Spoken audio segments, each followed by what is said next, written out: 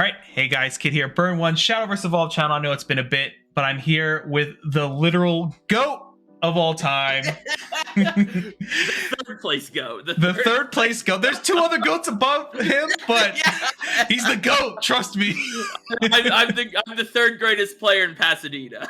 Yeah, well, I mean, obviously here we're with the third place winner of Pasadena. Good buddy of the channel, Prussia here.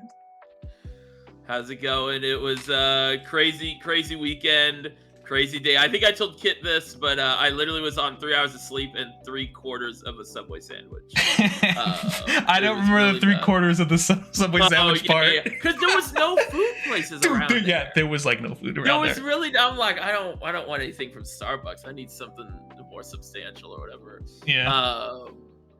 But yeah, it was a crazy weekend. It almost ended before round 1. I almost lost round 0 because me and Kit were running around trying to find puppet tokens because I only had like 3, and then I bought a box and it had 1. So don't do that if you're looking for tokens. Yeah, it that was. Like you only get 1 of each type of token per box. But thankfully I ran into some people and I was able to get all of the 10 puppet tokens I needed. Yeah, shout out to Rika from the Chuny clan people. They have a YouTube channel as well. They actually let us borrow a token to finish the playset of tokens we needed. Oh, was it borrow? Oh, did you take it? Okay, he stole whatever. I didn't see them ever again. Oh, next time I see that, I'll get the token back. I didn't realize it was because I was on like the other half of the venue looking for because we split up. And I was like, it's not a big deal. Well, if Rika, if you see this, you want it back, I will mail you one. I have a bunch of tokens still. I found the thick token pile and I found more puppets in there. So those are so much better. I like them better. Unfortunately, we have moved on from the thick tokens. But But here we are with the third place GOAT of all time. With you ended up taking this really, I don't want to call it, I guess it's still, whatever. It's unique in like the idea of the deck, because you showed me this list, I think Saturday or something, the Saturday before the event. And the first initial list you did show us, or show me at least. It was like Thursday, I think. Or maybe, It was before you left. It was before you left. And it was, I saw the list and I was like, okay, this list looks really good. Like just looking at it and like I understood the idea immediately. And I was like sitting there going like, do I really want to playtest this right before leaving and getting like rushed to get all the cards? Because leading into this event, unfortunately for me, like this was like one of the only few events I wasn't able to really like take super seriously in the grind. And I came with like a side deck Latica stuff going on, and I was like, maybe I'll run into puppets all day and get through the event that way, because the deck has a pretty good matchup into like the generic puppet list. Spoiler, I did not hit puppets once. But seeing this list when Prussia showed me it, I was like, oh god, this list is really good. And even the day of the event, like when Prussia was playing and stuff, I was even telling like my friends that I was there with, like Andrew and stuff, like I'm pretty sure if Prussia makes it to top 16, this event is his. Like unless some like crazy thing happens and he gets high rolled in top 16, like he should win this event. Like he's a very solid player. The list is very tuned very well, in my opinion. And like we could talk about it a little bit more when we get into it. But I think you said like if you had more time to like really refine your play, you think you could have made some altered plays later. But Or go ahead. I mean, we can talk about that a little bit later. But we'll talk about that later. But before we show the full list and everything on the screen, I guess you want to kind of do a little quick breakdown of your matches and everything. So all my opponents I played were really cool. There was a lot of people that like I played and they like recognized me or whatever, especially my second round opponent. He watched the videos. It was funny because he said like, oh, I recognize you from, and I was like, oh, I said jokingly like, oh, I have a lot of hot takes. He was like, yeah, I don't agree with any of them. It was kind of funny. But he was a cool guy. But I faced, so round 1 was puppets, round 2 was puppets, round 3 is puppets, round 4 it was Octress, or it was Usurpation Sword. And that was interesting because I'd seen that person. They were like across from me on round 1 and they were asking about like tree tokens, like, so sort of the issue I was having where I was like, can we just use tokens that are backwards? So I thought the whole day they were playing Natura. And so then turn 1 when they hit Avaritia, I was like, is this some like crazy? Are they like a better cooker than me? Like, are they playing like usurpation with like Balion or something? You know, but no, it's just a straight up. Thief Sword. And then round 5, I played into Aggro Abyss, which was undefeated at that point. They were really cool because their name was Railgun, and I pulled up with the Misaki playmat, and they reckoned it. You know, it was funny like that. But very, very, very cool person, very cool opponent. And then, so I won all those, and then I faced Floyd round 6, who's one of my friends, and it was the mirror match, and I lost. And then round 7, I lost the mirror match again. And then I got in at 13th place. So then in top 16, I played Floyd again in top 16, which was really unfortunate. And I went first and had like the nuts, but that game was crazy. Then top 8, I faced Natra Sword, which was the only Natra Sword in top 8, or the only non-puppet deck in top 8, actually. That was also a pretty insane game. And then top 4, I lost to Shandala. At least I think that's how you say his name, in the mirror match. And then I won the 3rd, 4th place match, and that was the mirror match as well. So lots of puppets. 8 of the 11 games I played that day were puppets. Jesus, yeah. I think going into the event, we all knew puppets was like the go-to deck for most players. Like even the prior events we saw to this, like puppets was like a dominating force. People really like this deck, and it's obviously a very powerful deck. If you know, if the results don't say otherwise, you know. It's interesting because before this tournament, I think this game is interesting because you only realize you're in like a tier 0 format when you're at the tournament. Like if you read the Discord and you read people's opinions, you'd think that this meta is more open, but puppets is just the most dominant deck we've ever had in this game. And it's like the numbers it's just by far like 8 of the 7 of the top 8 were puppets. It was puppets all day for me. I think 30% was forest, right? At the tournament, the full numbers, is that right? Or something like that. It was something like that, yeah. Yeah, and it's just like I think one important thing with Shadowverse is like meta recognition. And you really, if you want to do well at a tournament, not like I did well one time. I'm talking like I know how to do but you really do have to recognize when you are in a very warped format, and this is a very warped format. There's no other deck that's even close to this deck, or puppets. The archetype, I should say. Yeah, it's kind of like you're either playing puppets, you're playing to beat puppets. Like, I think a lot of people would consider 2 Cost Abyss kind of like the floater second tier 1 deck if there was like 2 decks to be playing. Maybe. But like I think early on, like when we were playing 2, we thought we had the sauce in 2 Cost Abyss, and then it soon quickly disappeared out of our minds. I mean, honestly, I feel like my 5th round opponent, Railgun, was really onto something with Aggro Abyss, because if they didn't match up into me, who's playing the back to the basics, Shadowverse deck that has like all this removal that the normal deck doesn't, I think they definitely could have taken it at least to top 16 if you have the same path as I do. Maybe you lose at Niner Sword, but I think like Aggro Abyss or some like heavy aggro deck definitely could beat the crap out of a normal build of puppets where they're playing all the greedy stuff. That was one of the things I talked about too when I was playtesting with Andrew, and maybe I talked to you about too. It's like the first few turns of this, like the quote unquote like top decks in this meta, they actually don't do a lot. You can so if you play really aggressive in the first like 2 to 3 turns, and you can really push the damage, aggro decks, and you kind of just like gas as hard as you can to like turn 5 or 6, like those aggro decks can like squeeze in and actually beat the quote unquote tier 0 deck, right? But things kind of have to line up. You got to play a very clean aggro game and get the maximum damage. Aggro's a pretty hard play style to play in this game. Specific aggro decks, I think. Some aggro decks are just like, well, whatever you draw, But yeah.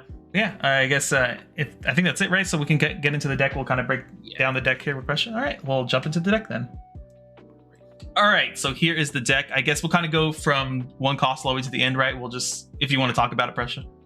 Yeah, so first, the basis of like the deck is Obviously, as you can see, there's no Anastasia. I don't even own the card, so, but my idea was like, so originally it started with, and I sent this to Kit a while ago when we were like talking about Pasadena, but there was this interesting deck from a set ahead, so in set 9, that was puppets with like Elephant, Sylvia, and then like Ancient Elf, Harvest Festival, and Marvelous Sunday, and it was more like sort of a control puppet deck, and then you just win with Elephant, or you just win with the normal, puppet stuff. And I played that actually a lot, and then I sort of got off of it because it felt really good in the mirror match, unless they high roll you, and then or you don't draw Cassiopeia. And then every other matchup it felt terrible in, because then I played a bunch of games into Natura's Sword.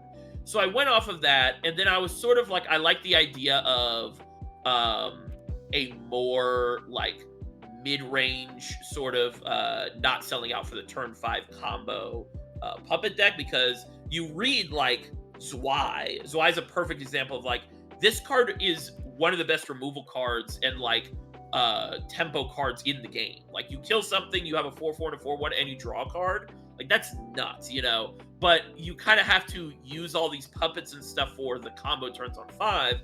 So I was thinking, okay, I like the idea of doing the Orcus play on 4, and if you Heartless Battle on 3, you can go Orcus,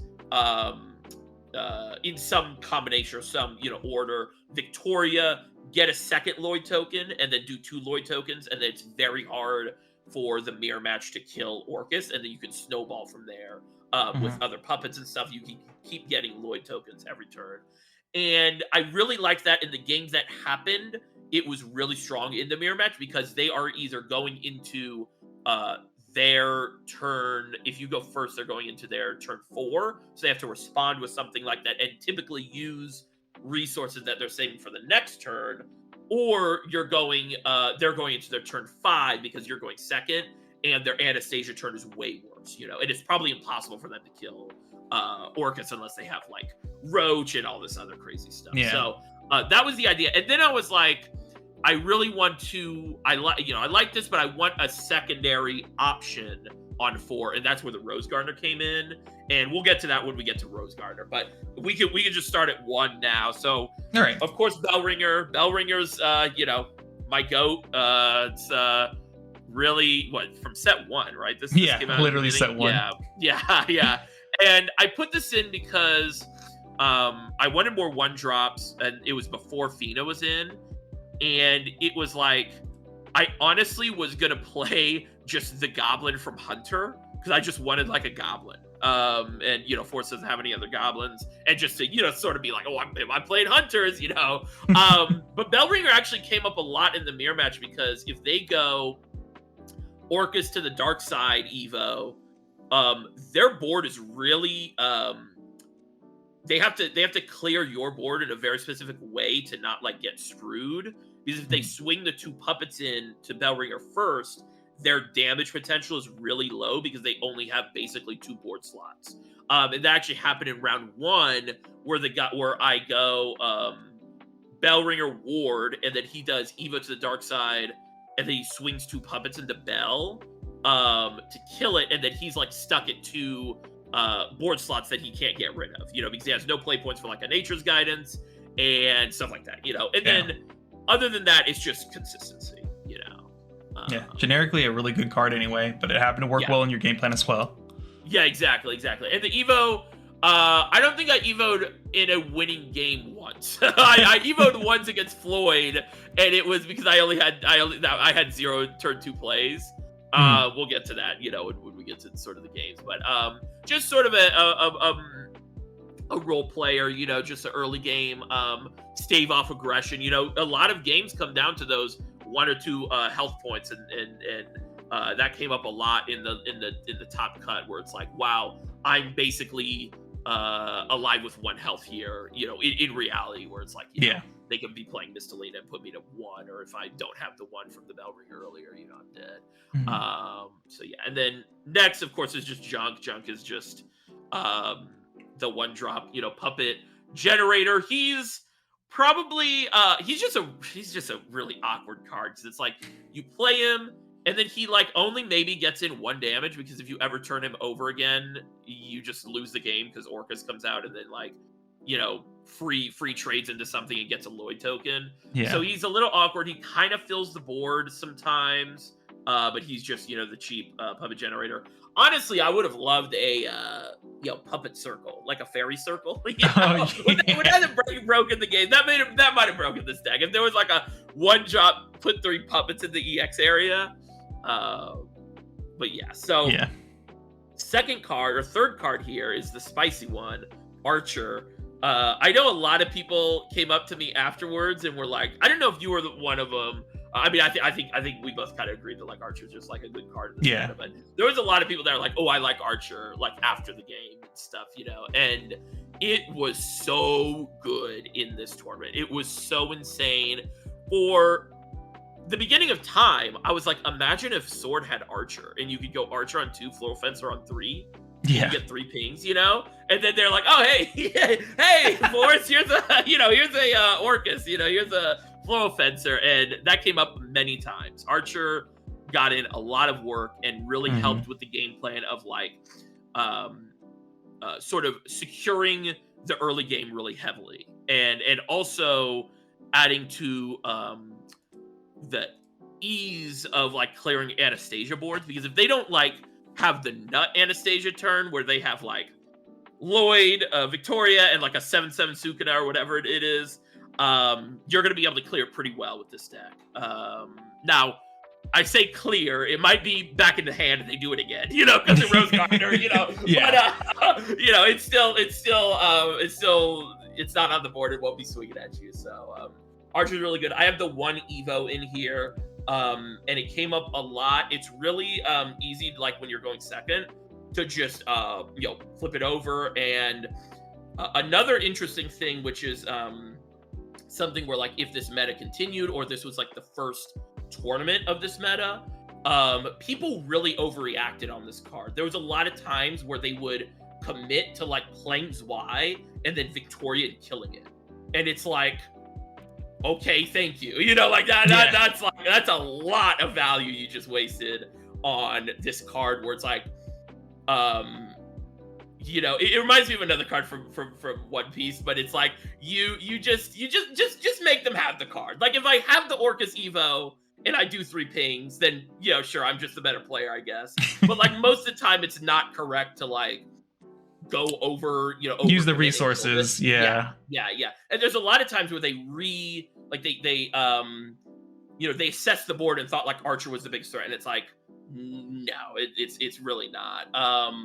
Another thing, if you like do want to just like try this deck, don't be afraid of like swinging with Archer. I would just say like after you've gotten like 1 to 2 turns of value of her like standing, just start swinging, because there will be a point in the game where your board is locked and their board is locked, and you just have to start racing each other, and you want to start getting those 1 hits early on, and learning when to do that is something that like I figured out a while ago from playing the Hunter deck, because I was playing Archers a lot in Hunter, but just knowing when like she's not just standing the whole game. You got to swing or you're going to lose. Yeah, you cashed in that value. Now the value has to pay off some way. So just start swinging with the ones, because if they even run anything else into it anyway, like you just like, that's cool.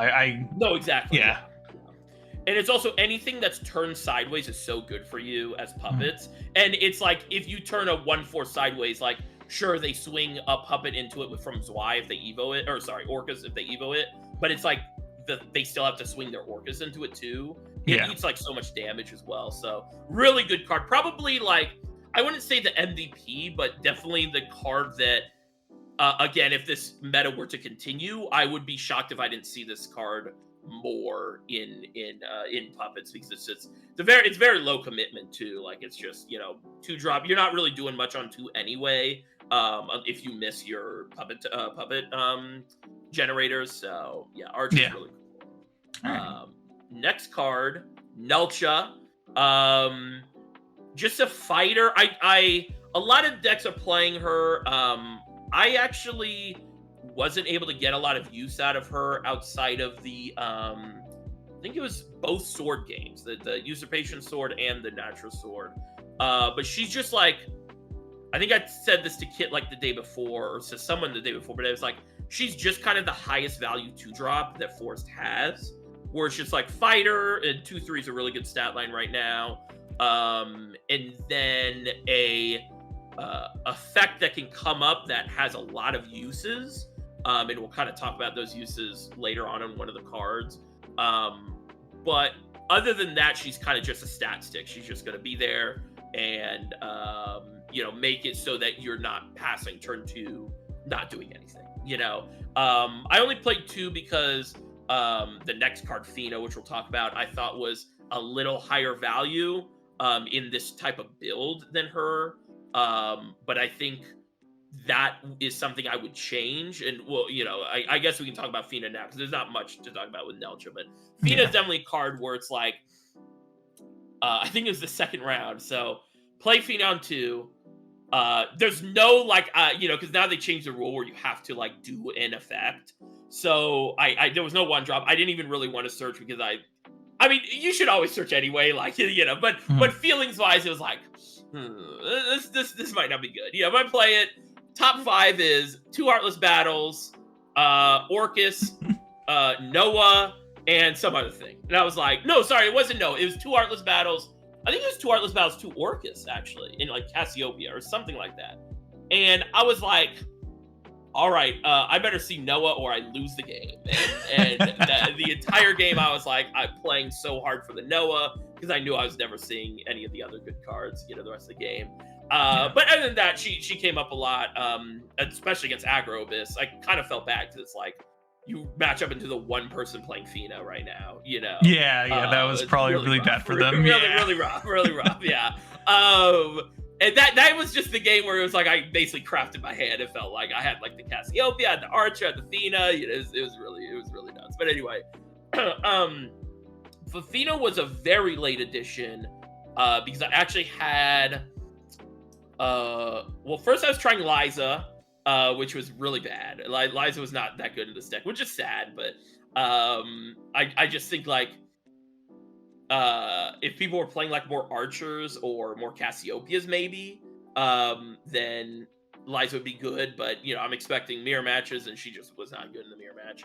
And then you also will notice I'm not playing Nature's Guidance in this deck, and that was basically the swap. Was I swapped Nature's Guidance for Fina, and it's just because Nature's Guidance literally never came up in most of my testing with this build of the deck without Harvest Festival and stuff.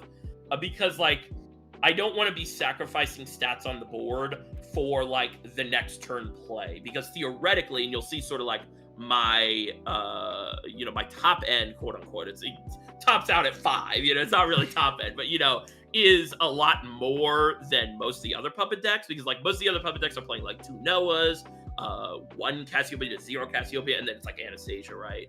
And maybe some Spinarias. My deck is just constructed where it's if I have a card that's 5 costs, it's going to be doing a lot on the turn I play it. And I don't need to be my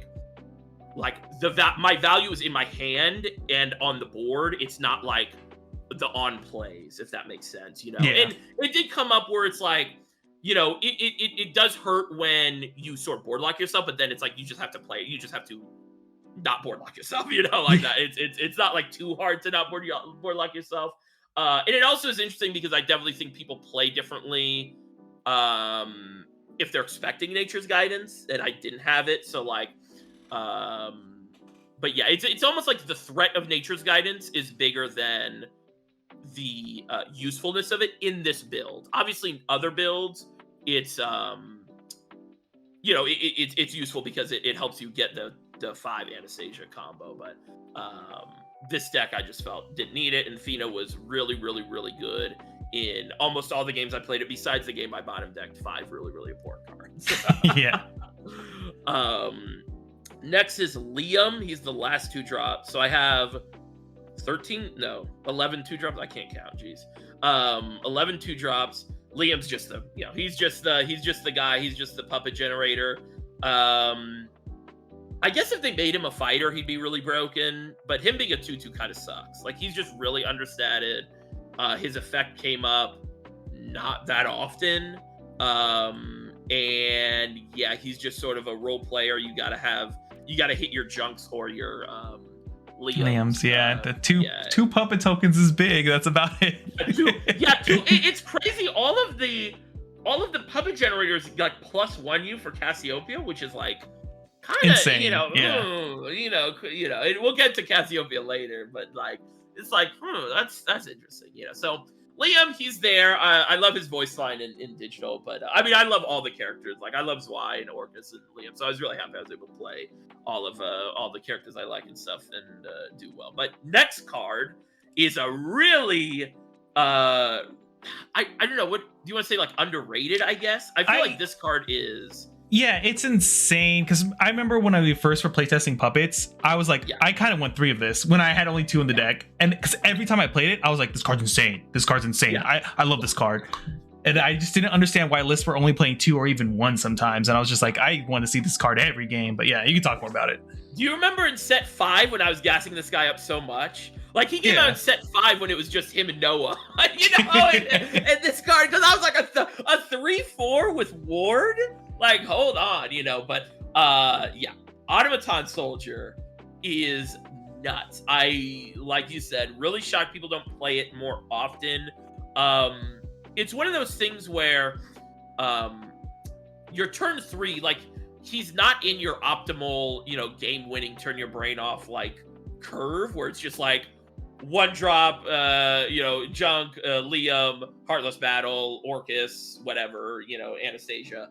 But if you miss on Junk or Liam, your hand can get really bad if you don't have another puppet generator. So that's like base 1 is like, you want another early quote unquote game puppet generator. And this is the only real one that exists outside of Flower Doll, but Flower Doll only gives you 1, which is pretty bad because it makes Heartless Battle. You cannot play Heartless Battle unless you have 2, which is something we found pretty fast. Do you remember when you were like, trying to, Yeah, I remember. I was just like, this card sucks because I didn't see any puppet generator in the first 6 turns of the game. I have 1 puppet and I can't even play Heartless Battle. Yeah. But it's like, Flower Doll just didn't cut it in terms of like, because she doesn't help you. Like, if you miss Liam and Junk and you hit Flower Doll, it doesn't help you with Heartless Battle. It helps you with Zwei, but you kind of want to be saving Zwei for like the removal or the really high tempo stuff. So anyway, Automaton Soldier, however, is fully statted. He's the only fully statted. I guess Junk is no, he's not, because Goblins are 2/2s in this game. So Automaton's fully statted. Ward gives you 2 puppets and is just the biggest thing like that's coming down on 3 basically in most of in this format that's not evolving. Like a 3/4 is really hard to deal with when it's sort of like not a high priority target. It's like if you have Automaton next to Orcus, like they have to spend 4 damage to kill the Automaton, which is pretty hard. It's also not an Evo, so it doesn't get killed by like Surefire or anything. Of course, it gets killed by what's the Idolmaster card that's like $50,000 now? Oh yeah, the 2-drop. I forgot. The 2-drop. Yeah. And of course it gets killed by King's Might because they always have King's Might. But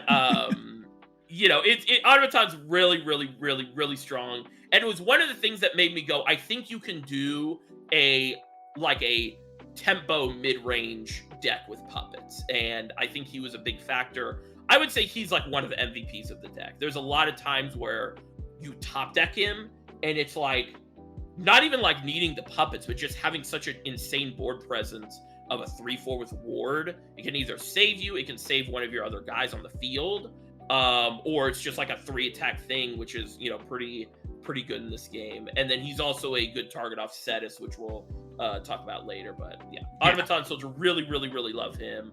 I want to see him at like $10 a piece, but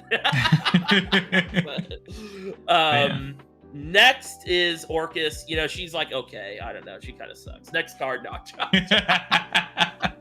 So Orcus, they said, hey, Sword, I see you guys really like Floral Fencer. So instead of giving like a better Floral Fencer, because Floral Fencer's kind of been power prepped, we're gonna give it to Forest, and they're also gonna get this insane broken token, Lloyd.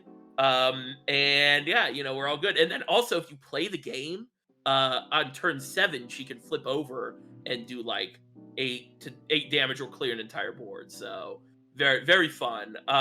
Also, less than 24 hours before the tournament, I reread the Dark Side version, and because I didn't realize it did it on the opponent's turn. So Oh yeah. something. So it It makes the never Lord came scary up. too. Yeah, but Yeah, it never came up, but it is funny that I learned that quite literally less than 24 hours before the tournament. But honestly, there's not much to say about Orcus. She's a very, very, very pushed, broken card. I don't think she's like the most broken card in the game, but she's very much like, you'll start to see the trend. We saw it with like Baleon, last set, or wait, was that last set? Or that was last set. Yeah, last set. Yeah, where it's like, we want this archetype to be good, so here's like an insane push card that does everything for you. Yeah. And if you don't see it in normal builds, it's really bad. Like, if you don't see Orcus in normal builds of Forest with like the Anastasia and stuff, it can get really bad because you have no way of like really closing the game unless you snowballed off the Anastasia.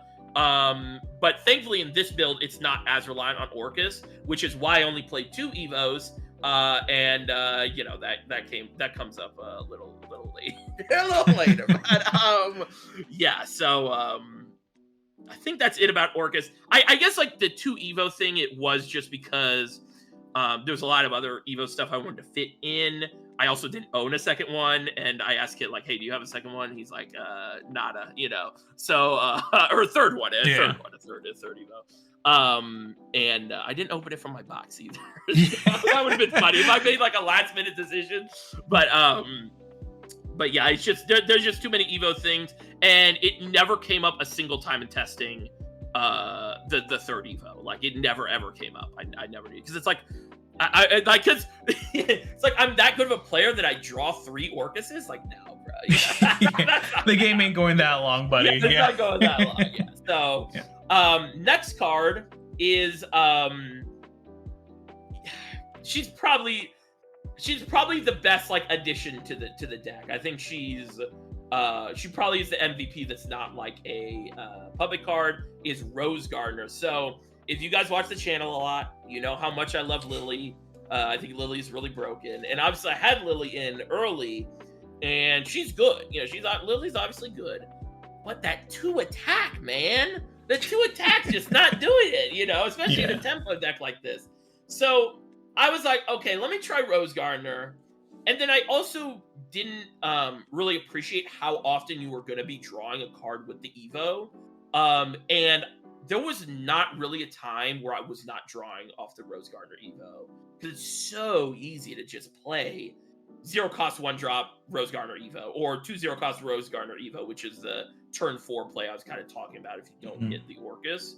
And then you have like a 4-1, you're probably trading that off. You bounce the thing, and you have a 2-4 and a 4-4, and you drew 2 cards in that turn on 4. It's really, really good tempo, and really helps set up to get to the later stages of the game. And that's an important factor with this build, is compared to other Forest decks and compared to other decks in the meta outside of like 2 cost Abyss and like, I guess like Lashena, but Lashena you're probably just rushing down anyway because you just have a lot of stats in the early game. Your cards are like higher value than their cards because they only are like, they just come down and do a thing. Most of the base Forest cards in the normal build are like the Goddess spell, and it's like, okay, 1 drop, draw a card, or like Spinario, where it's like, okay, this card sucks if you don't hit the combo, but if you have 2 or 3 other cards. So eventually you can get to this point in the game where you both have like 2 cards in hand, but your 2 cards in hand are way higher value than their 2 cards in hand. And Rose Gardner really helps with that because it's like basically skips their turn almost, if you played on curve. And 4/4 is really hard to kill. 4/4 is like almost unkillable. I think I said that to Kit when I showed him this list. It's like 4/4 is really hard to kill on curve like that, with no other board presence. But yeah, Rose Gardner, really like her. I would be shocked. I feel like I'd expect people to play this more. In I guess there's no other tournaments for this meta, is there? Nope, that was the last one. So I guess if anyone plays Puppet at Worlds, maybe. No, I don't know. You probably have to play the full, sellout for Anastasia. Yeah. But I'm playing 2 Evos because, just want. It doesn't do anything off the Evo. So next card, Zwei. She's I like her a lot. I like her card design a lot, and she's in most games she's more valuable than Orcus because she creates this board that's really awkward to clear, especially in the mirror match, because you have a 4/1 that is that's tapped probably, right? And then they have to either send a puppet or play their Victoria or something else with Rush, and then their thing is probably going to die unless they have like a Zwei, to counteract. But even then, if they like counter your Zwei with their Zwei, something's dying, because they're going to send their Victoria into Zwei, and they're going to send their Zwei into Victoria. Something's dying.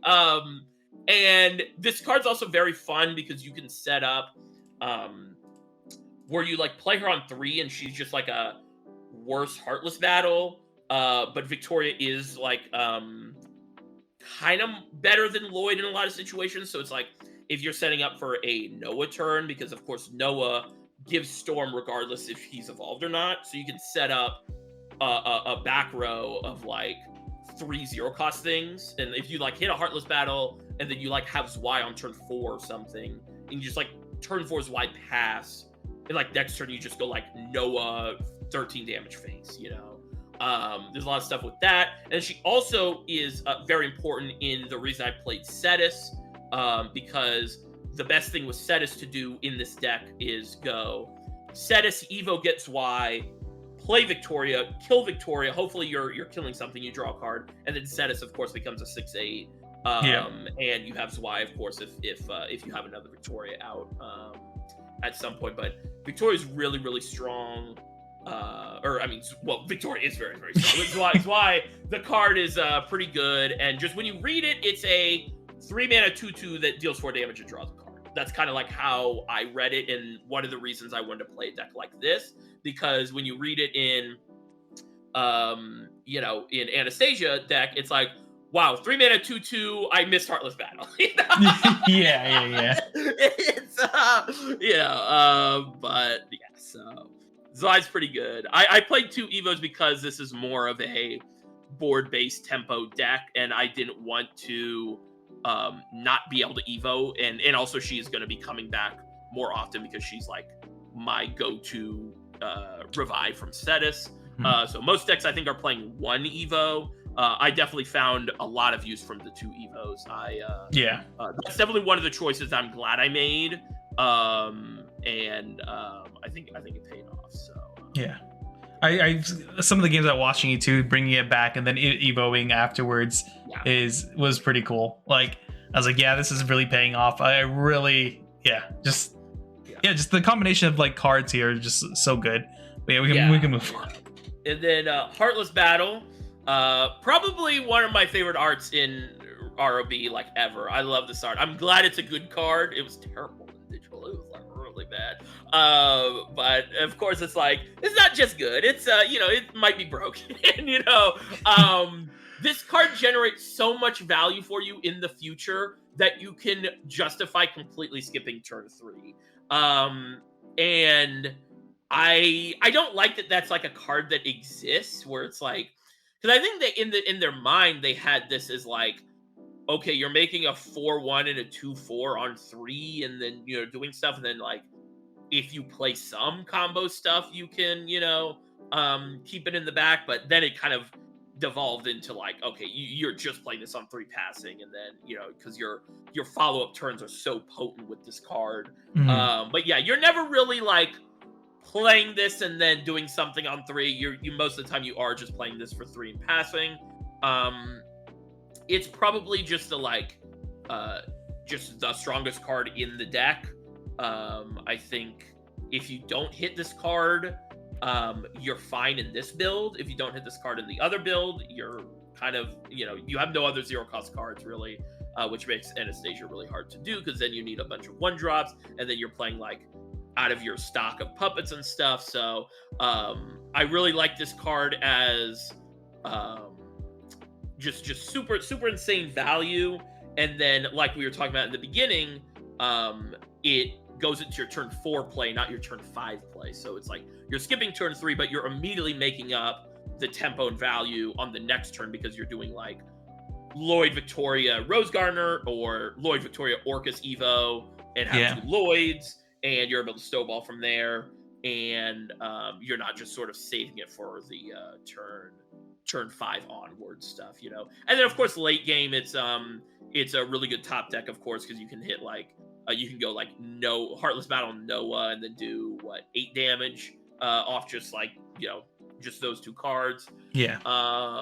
And yeah, it's it does get a little bricky sometimes. There's definitely games in testing where, you know, you just go, oh, I have 2 Zwei's and 2 Heartless Battles, and I have, you know, 12 Puppet Generators technically, and haven't seen a single one, you know, including Noah. So I guess I lose, you know. Yeah. But thankfully, like that's the experience I had. And I was like, I want to minimize this as much as possible. So that's why I put in like the high value cards, like the Bell Ringer and the Fina and the Rose Gardener, and definitely the Automaton Soldier, where it's just like, hey, if I miss it, like if we look at the non, you know, optimized like curve, the other curve is still really good. It's like Bell Ringer, you know, one of Archer Fina or Nelcha, Rose Gardener, or like an Automaton Soldier, and then, you know, like Rose Gardener for turn 4 or something like that. And it's like that's still a really good game plan and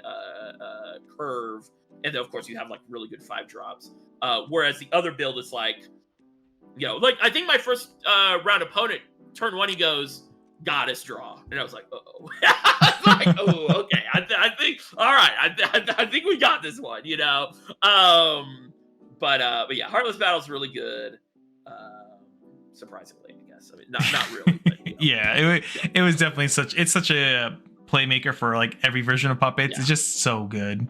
It's really good. It's really good. Another, so as we move on into the 5-drops, one of the like themes that I noticed with Puppets is they have a lot of damage that is like 4. So they have like the Victoria that's 4, Zweivos do like a 4-drop, Orcus can do like, she can do I guess like 15, so that's like, but anyway, my I put a lot of emphasis on having 5 health things. So as we get into the 5-drops, so the first one is Cassiopeia.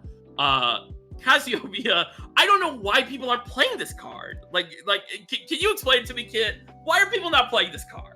I don't understand. I can explain to you, because they saw Japan and they go, yeah, Japan's right, and just copied their list and didn't think beyond that. Unironically, because like even in testing when I was playing like the Puppets list, I wanted to play Cassiopeia in the Puppets list because this gives you so much more reach to like disrupt your opponent's board and everything. And like you were saying earlier too, all of the puppets let you go +1 for Cassiopeia, which is insane. Yes, because the minute I read the Puppet stuff, literally from Japan, like when it got released in Japan, I read the Puppet stuff, I was like, oh, Cassiopeia's gonna go nuts. Cassiopeia's gonna go nuts in this deck, and then no one played it. And I think it's just, and we'll kind of talk about this once we get into like the games or some of the, you know, matchups and stuff.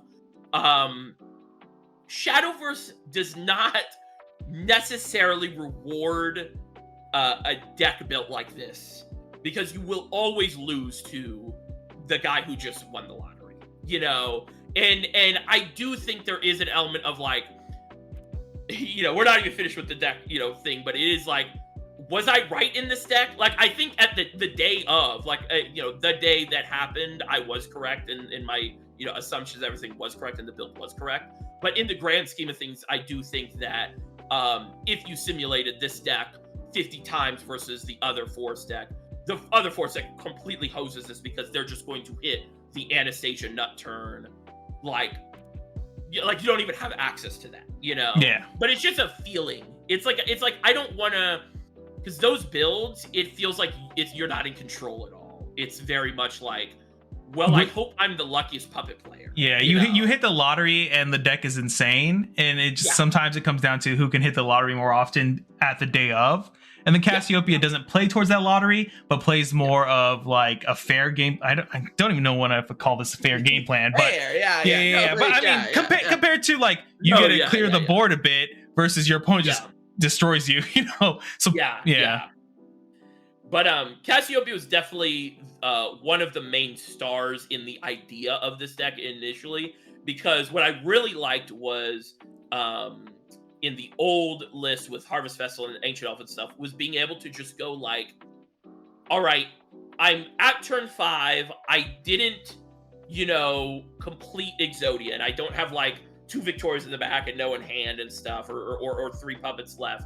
I can now transition into a game where I'm just going, I have 5 in the EX and 6 to 7 cards in hand. I can just go into Cassiopeia bounce, Cassiopeia bounce, Cassiopeia bounce until I can hit Elephant. And that game plan actually worked a lot. But then when you don't hit Cassiopeia, you just lose. And I wanted to lessen the emphasis on Cassiopeia, and that's why I sort of made this more early game focused like build of this. Because it's like, okay, when I hit Cassiopeia, that's pretty much the game winner. Rather than I'm hitting Cassiopeia, and this is sort of my way to get to the late game and to win. Cassiopeia is very much just the final nail.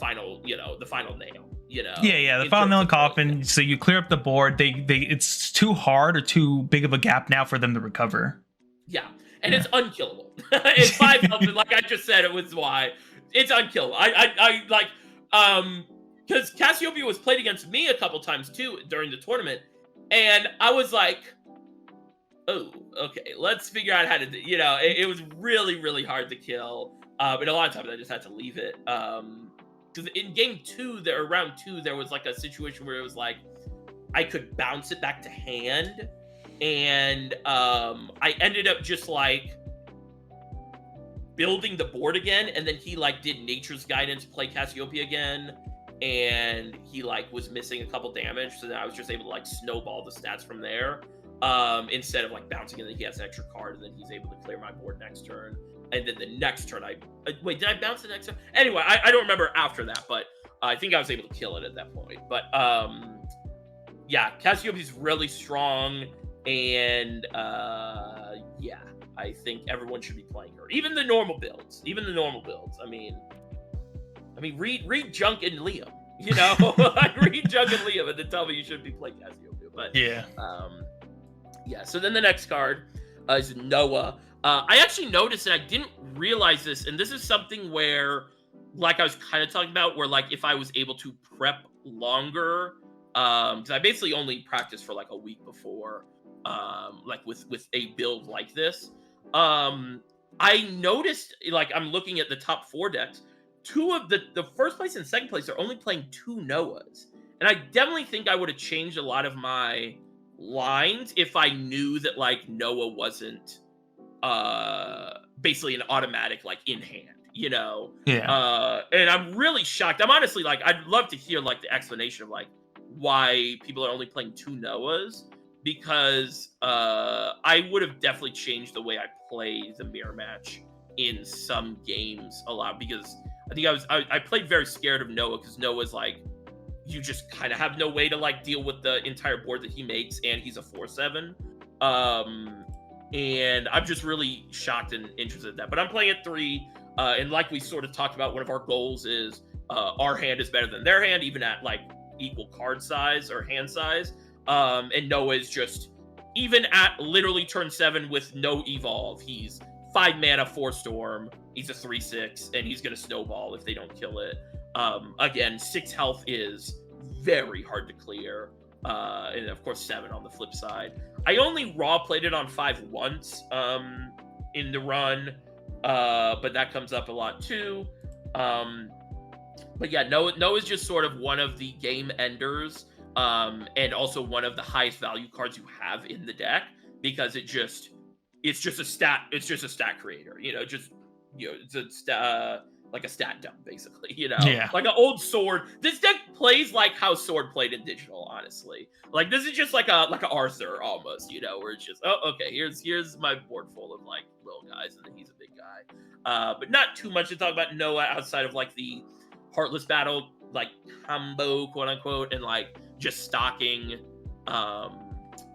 like the zero cost stuff for him to use.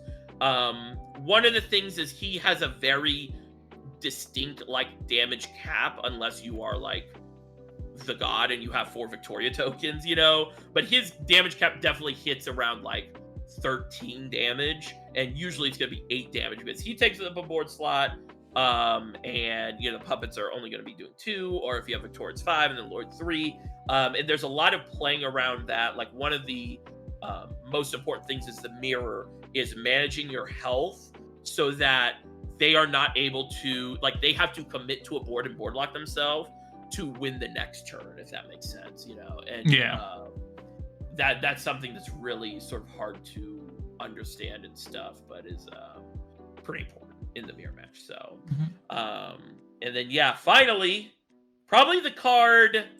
Do you think this is the most shocking card in the deck? What do you think is the most shocking card in the deck? Okay. Unironically, I think it's Fina for me. Because I was already like, prior to this, I was on the Cetus like fucking train of like, this card is so great, it's so good, and the fact that it works so well in like this shell is just insane. But I'll let you talk about it. So Cetus 5 mana 3/5, and just on play, like compare this to Spinaria. Just Spinaria, you might miss because you're only playing, even the normal build's only playing 9 spells. So they have Heartless, Nature's Guidance, and the Goddess. You might miss, and there's a shitty 5 mana 3/5 ward that didn't do anything unless you hit the combo. Cetus just on its base is just 5 mana 3/5 heal 4 every turn, and if they don't kill it, which again 5 health like we're talking about, pretty hard to kill. You're going to just snowball from there. There were several games where the health difference was just so astronomical. Like I think the first round I was at 28 health and they were at 8 before the last turn. And it's just, this card can just seal so many games, and I definitely would have played this at 3 if I had more testing. I 100% would have played this at 3 because there's a lot of matches where I was just like, this feels like I'm just gonna hard mulligan for Cetus matchup, or like game where it's like, okay, I get put going second. I'm just gonna make them have the Anastasia, nut turn plus Sukuna plus whatever, and have a Victoria in the back for the next turn. And if they don't, then I'm just gonna snowball with Cetus.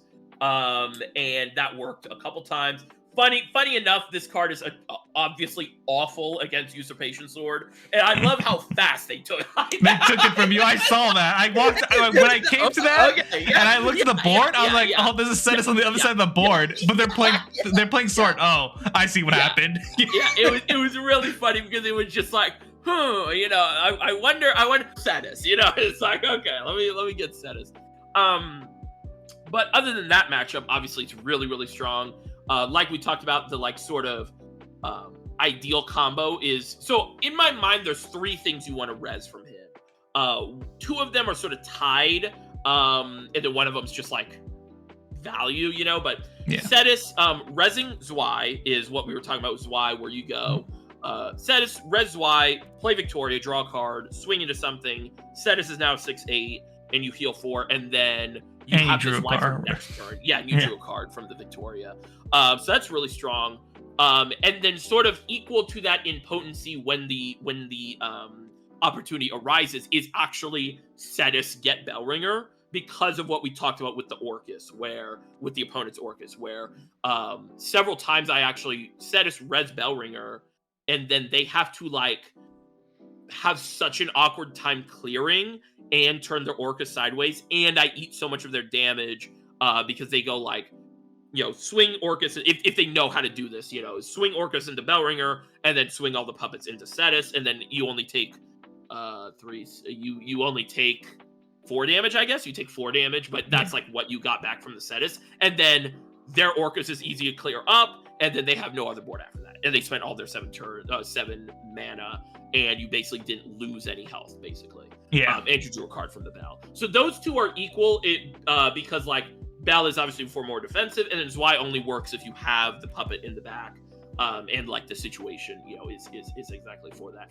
And then of course the other best thing to res value-wise is the automaton soldier. I mean, just getting a fully statted other ward that gives you puppets to set up for the next turn, because you're probably going into turn 8, which is like around a Noah turn, is or even like a second Orcus turn where you like Orcus Dark Side, and then you have second or third, or I guess extra 2 puppets to like play out and hit the 12 damage basically.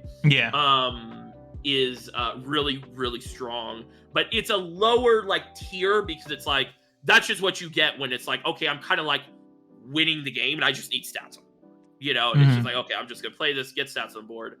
Most of the time you want to be making status as big as possible. There was one game where I was able to do like, did I have Nelcha on the board or did I res Nelcha? I think it was like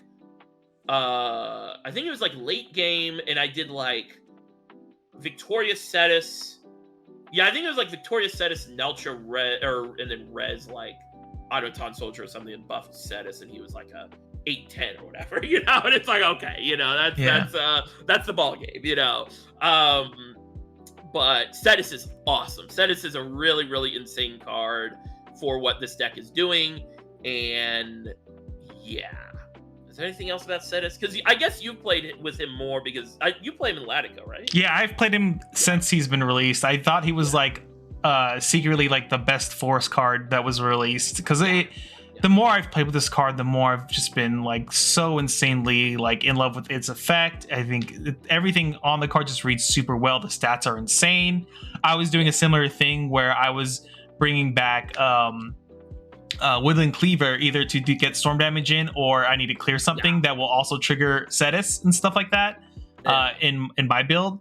And so like the absolute value is insane, and it's very hard for people to remove this card, especially when you don't have to ward it, and they're like sitting there and they're looking at this like 6/8 body that's like just healed 4, and they're like, great, it's going to heal another 4 next turn also. Like, yeah, exactly.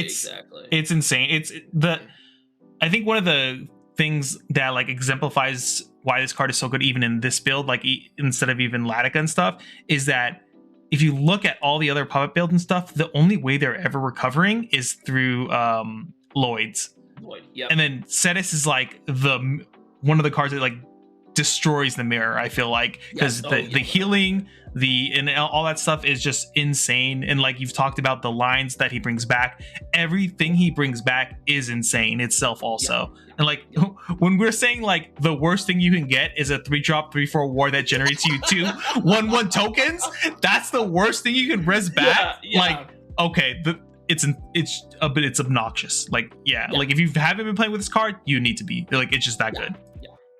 I think this is also like sort of like wrap up the deck thing is, if you're like either a newer player or someone that I guess like wants to get better at like the fundamentals of the game, I think there's a great like fundamentals deck, because it's strong, so you're not gonna feel like, wow, I'm getting beat the shit out of, but it really helps you learn not only like specific lines, but also like universal lines of how to win games through just the board and value, and like how value works in this game, so it's like when like if you don't play a 2-drop, you're losing so much value, and it's like that's such a base level thing, but it's very important when you think and you see games where it's like you hit the 2-drop or you don't hit the 2-drop, and even if it's literally Fina and it bottom decks 5 cards, like it's still board presence, and it's still really important to winning the game, because you basically can only win the game through the board and through especially in the era we're in right now. Like we're not too far ahead where it's like we really have 20 damage out of hand.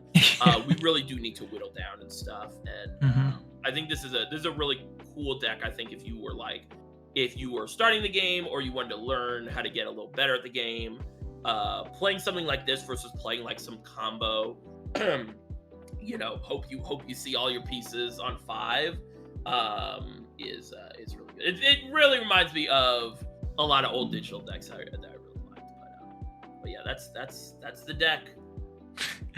Yeah, I know. I mean, like, I agree with you a lot of that too. I think like one interesting too, like including Bellringer in this list, that'll help teach people two things, like how to lock your opponent out of like clearing their own board, because there are a lot of games where like I've won, and obviously Prussia has won before, where it's just like, oh, if I board lock them here, it's over. Like I'll take 15 damage, but I won't lose because I'll be at 1. Yeah, exactly. Yeah. And so you just go, I play the board lock game plan. They go, I can't play anything, and it's like you time block them almost in a sense, because you gave the you're like, you traded that life for the guaranteed win because they can't do anything now. Yeah. So.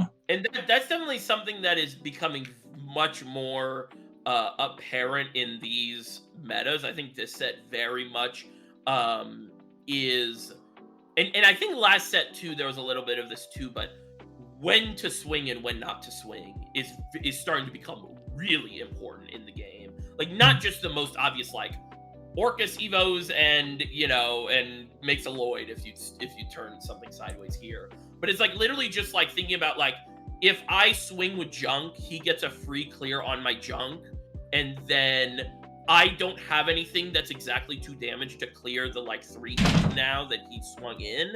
So I'm losing value because I'm having to swing like a 3/3 into it, and he just got to kill my thing for free, basically. And like stuff like that, there's a lot of that now and in the future, and definitely next meta, like that with Earthright and everything. Yeah. Where it's like really learning, like, what will happen next if I do this, and am I getting more stats than he is, basically, Yeah.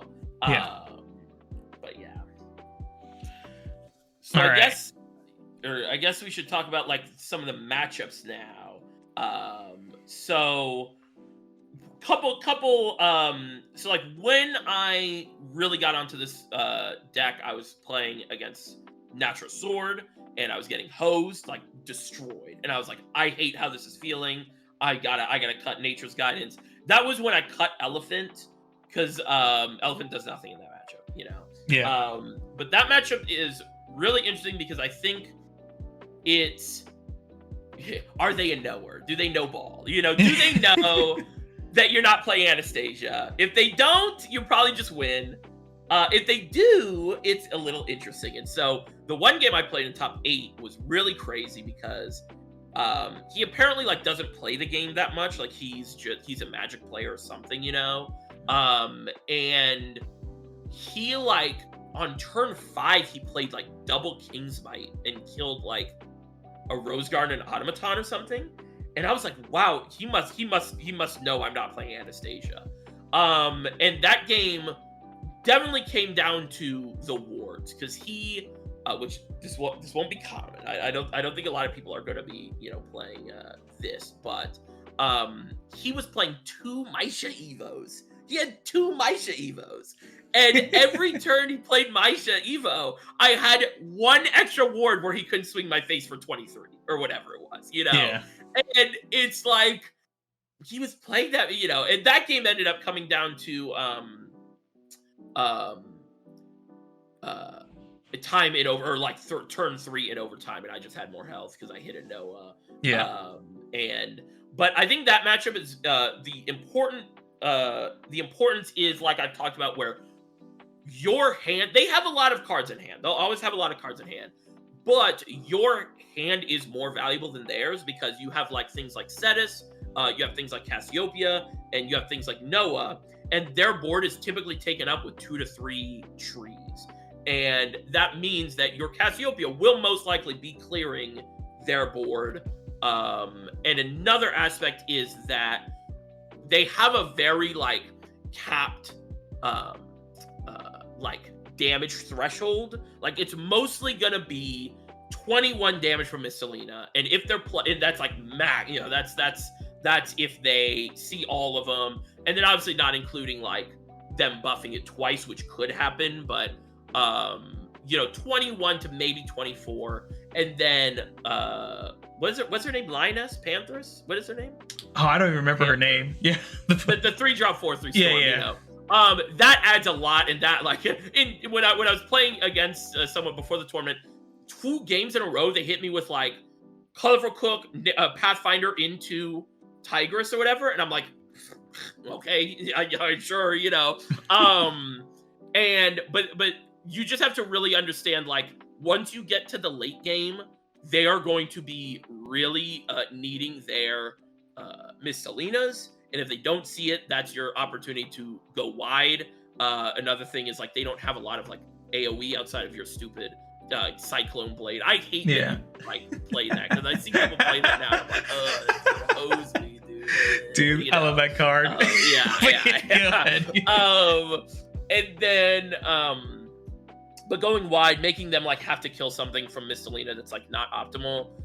That's where like something like an Automaton Soldier comes in, and like Cetus Evo Automaton, you know, or Cetus Evo bring back Automaton is like really strong, because it's like probably not going to be able to kill the Automaton or the Cetus, because hopefully it's buffed. And then, you know, they have to kill an Automaton, but you have like another board, and just things like that you have to be aware of. I think it's a bad matchup, especially if they're playing double Maisha Evo. And especially if they're playing Octrus. Thankfully, he wasn't playing Octrus, which is interesting. But like this build, I mean, they just go Octrus Evo Steel Cassiopeia, you probably just lose. So pretty bad matchup, but again, this is a deck that really emphasizes fundamentals, and if you really like know how Shadowverse works, you're gonna have a lot of success with this deck, and you're gonna be able to pull wins out where it would be hard to with like a combo deck or whatever, you know. And then what other decks I play? Usurpation, you're just a more valuable deck than they are. Your cards just do way more than their cards. So like at the end, they had one card in hand, and I had two cards in hand, and their one card was like, what was it? It was the new 2-drop guy, and then they flipped over like some terrible thing in the EX. And I was like, okay, that's it. Yeah, that's game, Aggro Abyss was the other thing I faced, and that's very much just a, hey, you know, draw Fina, draw Archer. You have extra healing from the Cetus. Your Cassiopeia, if you play correctly, you know, just wins you the game. That's definitely a matchup where it's like, if you see Noah, you just automatic bottom deck. I don't think that card is ever going to come up. No, yeah, for sure. For Cassiopeias, Archers, Bellringers, Finas, none of your real like. I think Neltra did come up, but I wouldn't, you know, mulligan for it. And yeah, like half your deck is going to be good into aggro. Yeah, a lot of stuff here just kind of beats out aggro naturally. Yeah, for sure. As long as you get the low curve hand and not brick. Yeah, exactly. Like if you have a hand with like 2 5-drops, like if you have a hand of like Cetus and Noah, you just throw it back. You're just looking for low cost stuff. And then of course comes to the best deck in the format, Puppets. The mirror match is of course what we've been building to beat. And it's a lot about the turn 4 turn. So getting to a board state where you have 2 very threatening things on the board, sometimes 3 if you hit the Orcus, is your path to victory. Because if you go second, going on 4, you can go Orcus Evo, do the Heartless Battle stuff we were talking about, make 2 Lloyd tokens, ward them. Orcus is hopefully standing, and they have to jump through 50 hoops to get through Orcus, or they're playing like Surefire or some other, removal thing, or Ivy Spellbomb, I guess, is something I've seen some people play. But then, of course, if they play 3 mana for Ivy Spellbomb, you just win the game there. You just have way too much stats on the board. And then another important thing I would say is I would prioritize turns 1 through 3 more than hitting the Heartless Battle combo. So it's like, if you have a hand where it's like Heartless Battle, Noah, Zwei, and like Archer, I would probably throw that back. And obviously that's like a pretty extreme, like bad hand. But it's more important for you to establish the early game and just say, hey, well, you got to have the, especially if you're going first, you got to have the nut Anastasia turn, or you're at 10 health by turn 5, basically. Like I'd rather see a hand of like Bell, Fina, Puppet, Automaton Soldier, and like a Rose Gardener than a hand that's like I need one puppet generator, and then I like, pop off, Yeah. Obviously you always want the hand of Junk, Liam, Heartless Battle, Orcus, but I think that happened once. Like, not even exactly that, but it was, like, that's not gonna happen. What are other interesting things about the matchup? Archer, of course, is really good. Like we talked about, you want to start swinging pretty early. And it's very important for you to map out. This is actually a really important part of the mirror, is mapping out the damage and really thinking about how much damage can I get out of this board before I have to make another board, because a lot of puppets is like two big boards staring at each other because none of them want to turn sideways, and they lose. And it's very much like, okay, how much damage can I get out of this board, and what are they going to do next turn, and what, like, am I okay cashing out here and swinging and probably letting my board die, and that's where, heals like Cetus and stuff come in, where it's like making that number awkward for your opponent is really important, where it's like, okay, well, if I set us here, I go up to 20, whatever, you probably aren't at 24, you go up to 16, that means they can't, do freaking Noah 13 damage and kill me or whatever, like with two Victorias and a Lloyd and a puppet, or I guess that's 15 damage, but it's stuff like that is really important. It just comes with like practice, and just knowing like, what is strong here? Like, is playing a board out here strong, or is trying to be reactive and stuff strong? And that just comes from playing the game. There was one other thing I was gonna say, and I'm blanking on it, about the mirror. But is there anything I don't know, how much have you played of the mirror? I guess have you played that much of the mirror? But... Not a ton. Most of my mirror was playing against you, so like yeah. And I wasn't. I don't know. I don't think I was like on anything. Yeah, you weren't on this at the time. We were just playing like the standard deck mirror just to figure it out, to see how it goes. I don't know. One thing that I do want to mention too, like I want to exemplify how crazy Cetus is, like even in the mirror and other stuff. There's a lot of times I finished my game, walked over to Prussia, and I'm looking at him, and he's like, yeah, heal 4, and he's going up to 30 life, and I'm like, yeah. Oh my god, like, oh, it's disgusting. So, it's crazy. I think definitely one thing is this doesn't have to do with the deck, but a lot of my games went to almost overtime. That was it would I don't intentionally slow play, obviously, but it's definitely was like this was a really hard deck to play, and it's a really hard matchup to play, and just like so many little things, like one decision can lose you the game. It just comes to practice, and it won't matter because this deck is not that good next time anyway, Move on to our true tier 0 deck. Yeah. I don't know. I do think this is probably more tier 0 than it probably would be, or Earthright and Bats would be next set. This was just the best deck. Like I see a lot of people in Discord kind of like saying, like, I saw someone talk about like Lashena destroys puppets, and I'm like, I don't know where that comes from. I really do not know where that comes from. Me either, because I think in all my testing when I did play against Lashena as puppets, I just like rolled like most Lashena games, like they were pretty free. It's interesting. Maybe we were not there, but at the same time, like Lashena did like won one event, and like that event was like the smallest event with the the most, and like literally like the 1 week after this event, this set release, so not everyone had every card and everything. So the deck spread at that event was wildly different compared to every set 8 after. Like if you look from Florida's event, and then the next one I think was Canada or something, it was like they were playing 2 different metas completely. Yeah. I think one thing, this is sort of like what I'll end this this part on, is like, if you're someone that does want to get better and does want to be able to like build I don't know, like sort of cool decks like this, where it's like not the normal, or you want to feel like, is taking all the information available to you and applying it.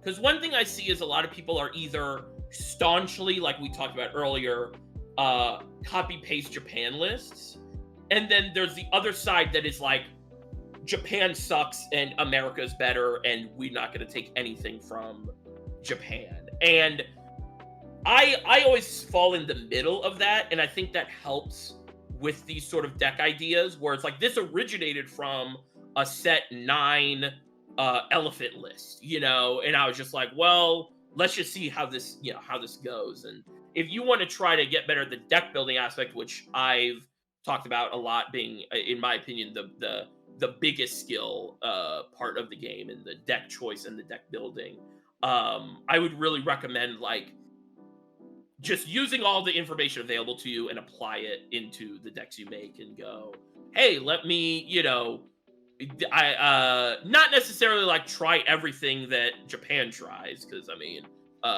what was the one Ramp Dragon list? Do you remember the Ramp Dragon list from like a couple sets ago that had like Grimnir and like, oh, what was it? Do you remember? Dude, I don't remember. We played so many wacky lists at some point. Yeah. But it's like, it's, you know, it's just, you know, try things, you know, set a goal, set like a you know, almost like a theme, you know, like, okay, what am I building this deck? This deck I'm building to beat the mirror, you know, or something like that. And then just figure cards out and stuff. You don't have to copy paste, but you don't have to cook too much. There's definitely some chefs in the Discord, you know. Yeah. That, you know, that they, you know, if there's an open fire, they're gonna be cooking, you know. Yeah. Yeah, it was a lot of fun though. It was a lot of fun making this day. It was a very fun day. It was very cool seeing all the people and people coming up to me and saying, you know, hi and everything, which was something I guess I didn't really expect. I don't really think of myself as like known, I guess, you know, but you know, I definitely played a lot of people that knew me, which was cool. And yeah, hopefully people can enjoy this deck before it what is it? The new set comes out what, in 2 weeks, I think? I think so, yeah. Yeah.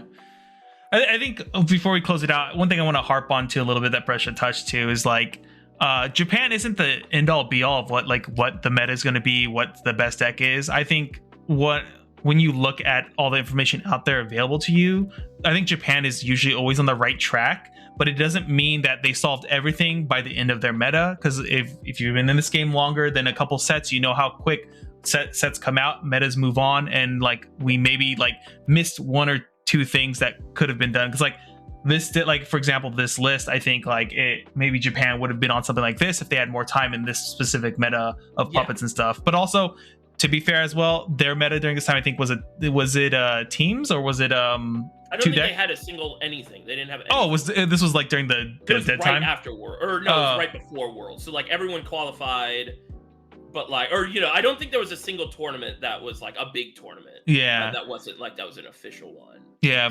But either way, getting that information from Japan will give you like the head start of figuring things out, what you need to be looking at. Because at the end of the day, like if you've looked as this game has been going on, our stats, no matter what people say, for the most part mimic what Japan was doing at the time. A lot of people are still like copy pasting Japan. A lot of people don't put in the time to like really figure out a lot of stuff, because unironically Japan did figure out like about 90% of like what was going on in that meta. And like things like this, like that Prussia figured out and that worked for him, were like the last 10% of like, you know, that this was hidden in there in the cards, just no one had the time or reason to like really put in the extra effort for this. And you doing that and like getting better at the game and getting a better understanding of how to build decks will get you a lot further in this game, because of how how often people net deck in this game. Because there are a lot of players too that this is their side game. They just copy paste whatever the best deck was at the time, and they enter tournaments and they do very well because they're just good card game players at the end of the day. But then if you need that extra inch, or you know, for every advantage you need, getting this far and finding things like this is what's like going to push you above and beyond. Yeah, 100%. Think of it as a relay race. It's Japan is handing you the baton to continue the race. It's not a new race, and the race didn't end. It's a continual thing, and they're, of course, you know, moving on to the next whatever track. but you still have to finish your track out. You still have to finish your meta out. It's not just okay, their race is done, let's take that results, or their race doesn't involve us because we play different or whatever that excuse is, it's a relay race. You should take the information that they have that's freely available and build upon it. And we're not tearing it down, and we're not like building a new thing. We're building upon it. And I think that's sort of one of the more important things with this card game, especially so far ahead, or when we're so far behind. Yeah, that's such a great analogy. I guess we'll kind of end it on that note, unless you have anything in particular you really want to jump into. Well, there was one thing I wanted to say. They're concepts of a plan. They're not, not super set in stone, but there's concepts of a plan. I'm most likely going to be doing. I just don't know when it's going to come out and when I'm going to really start on it. But I'm going to be doing a YouTube channel about Shadowverse Worlds Beyond.